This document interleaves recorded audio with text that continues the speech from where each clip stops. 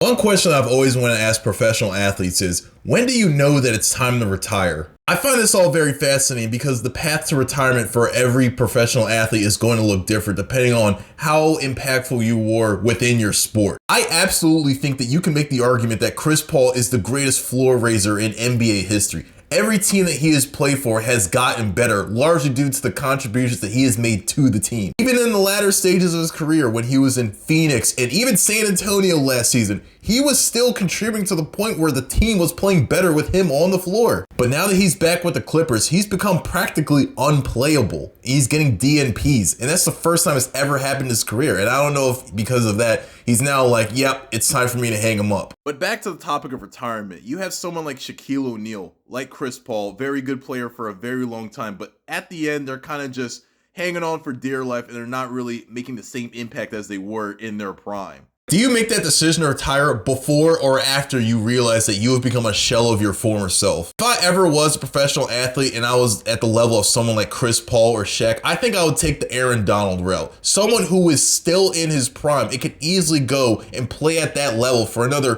4 or 5 years.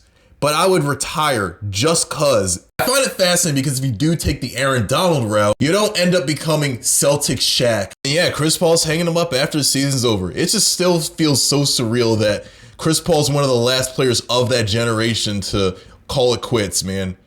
Sad to see him go.